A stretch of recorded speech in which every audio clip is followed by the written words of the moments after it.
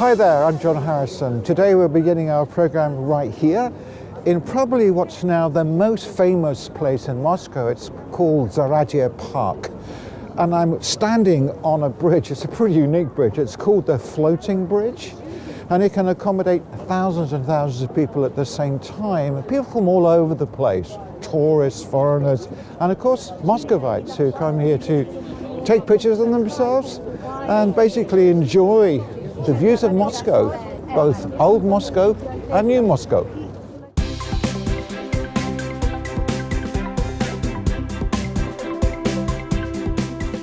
Zaradye Park, the new centre of attraction for both Moscow visitors and locals.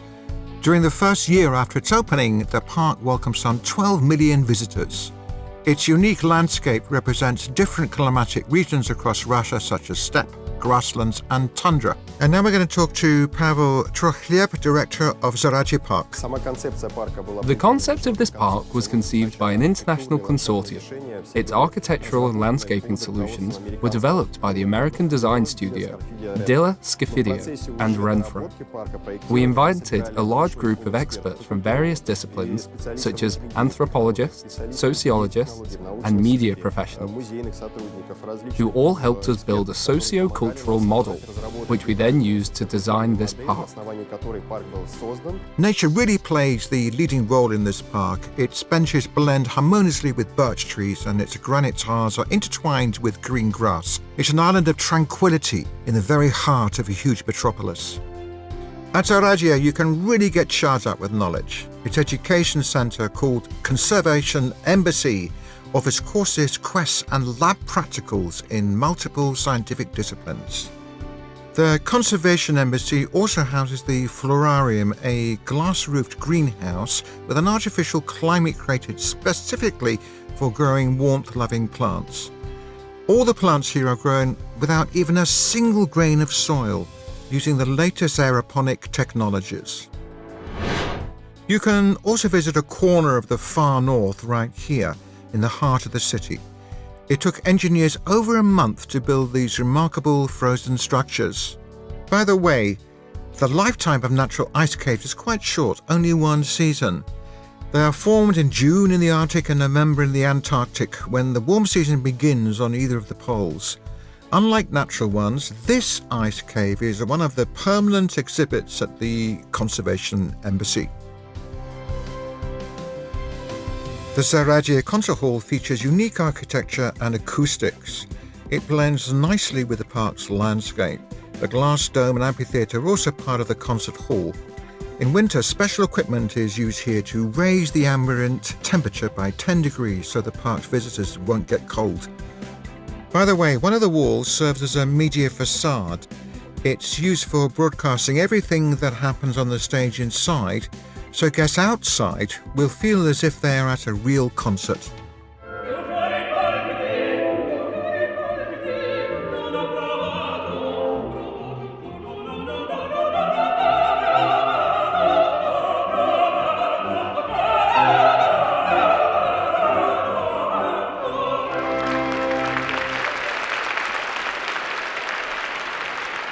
Marianna Pizzolato, the famous Sicilian mezzo-soprano, is visiting Russia for the fourth time.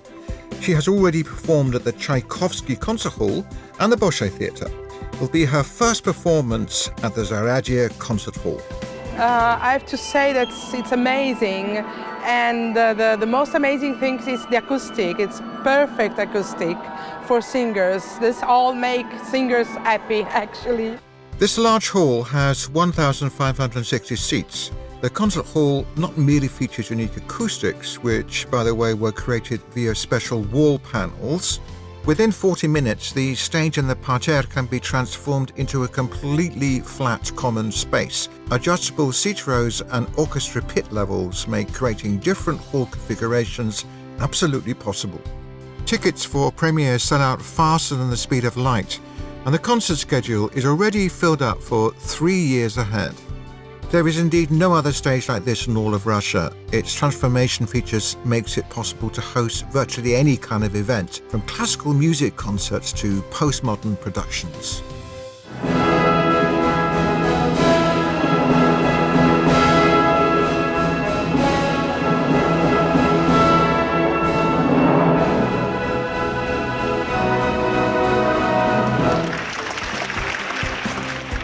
Zaradia Park is on Time's list of the world's 100 greatest places. Moscow now has another architectural landmark. Unlike most parks, Zaradia stays open even at night, so you can enjoy its beautiful views at any time.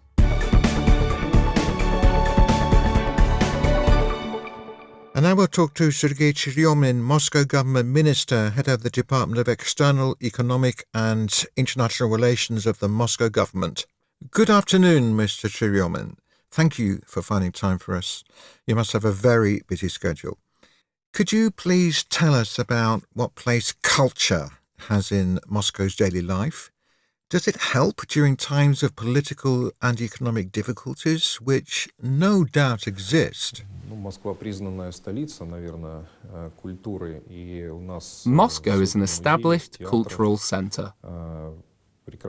We have hundreds of museums, theaters, and parks. And in recent years, many of them have been given brand new faces. There are so many places where people can spend time. Moscow has almost 10,000 restaurants, serving cuisines to suit any kind of taste. This is, of course, very important for our international guests. Moscow can offer a wide range of events, exhibitions, and festivals. And it is no coincidence that Moscow is considered to be the best place in the world for festivals. The city was recently awarded this nomination by experts from the United States. I think that all this affects how the Russian capital is perceived, because Moscow has recently been breaking all the records in terms of the number of visitors coming here. According to the Discovery Channel and magazine, Moscow is one of the most attractive destinations around the world. All this is the result of the recent improvements of the city's urban environment. It's winter, and as far as I know, the preparations for the journey to Christmas are already underway. Can you tell us a little about that, please?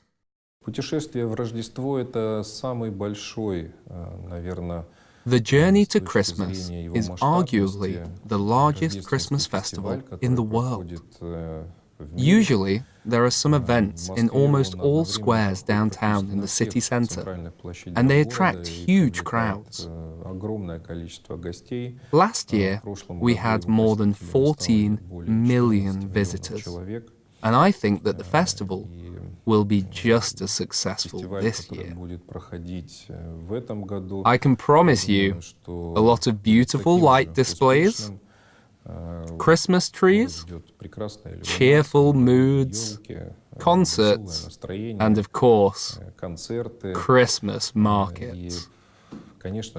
I hope we will see many foreign guests this year. Moscow is becoming an increasingly popular destination.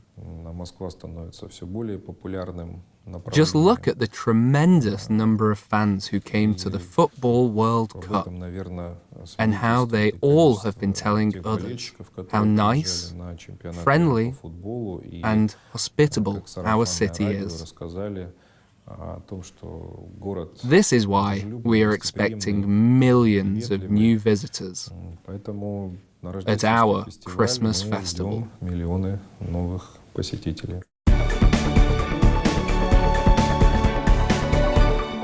Since the beginning of the 19th century, this building housed a factory that produced thin gold and silver threads, which were used for ceremonial clothing and uniform.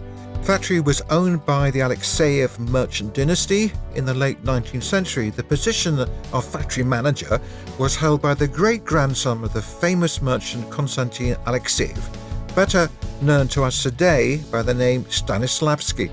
10 years ago, the restored factory building became the home of the theatrical art studio under the direction of Sergei Zhenovach. And here is Maria Shashlova, actress of the theatrical art studio. We've been wandering from stage to stage for 2 years. We played at the Moscow Art Theatre, the Meyerhold Center, and the different stages of the Mayakovsky Theatre. And then, 2 years later, after this amazing building had been finished under the direction of our production designer, Alexander Borowski, we moved in. And we've been happy here for almost 10, yes, more than 10 years now. The repertoire of the theatre features plays by classical authors such as Gogol, Dostoevsky, Chekhov, Bulgakov and Platonov.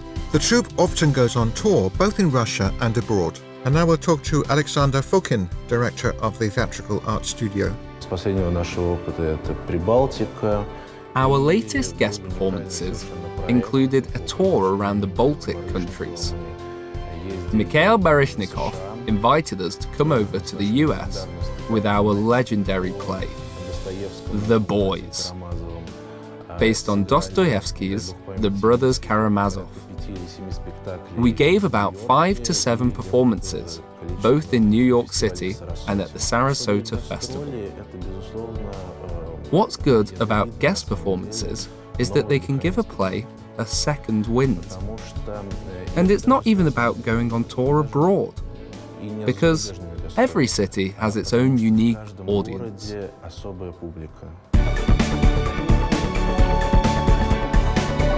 From classics to contemporary artists, in the Moscow Metro you can hear buskers as well as well-known ensembles. But music is not the crown jewel of this subway. The Moscow Metro is rightfully considered to be one of the most beautiful subway systems in the world.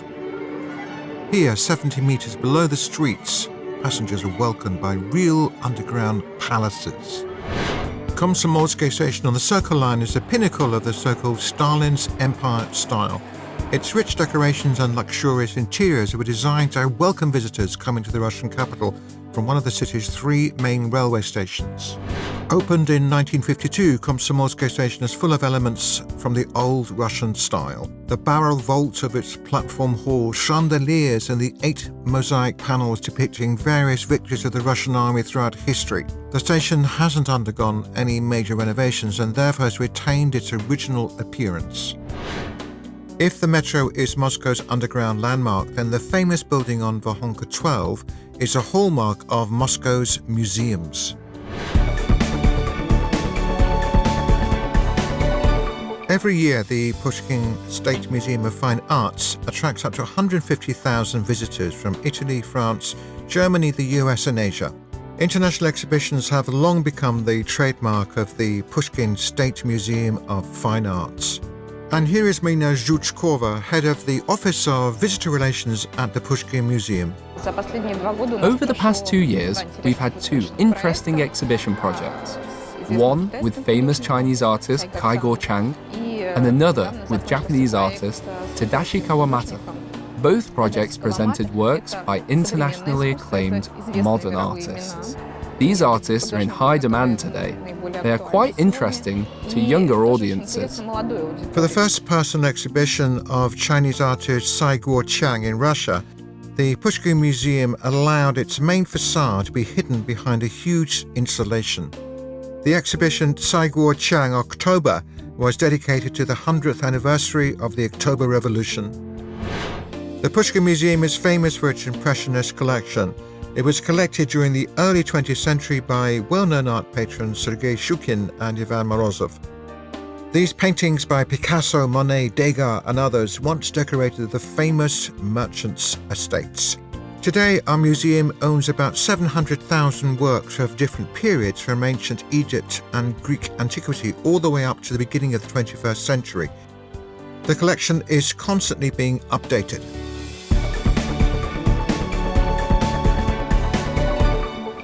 It really is a cathedral to art, isn't it?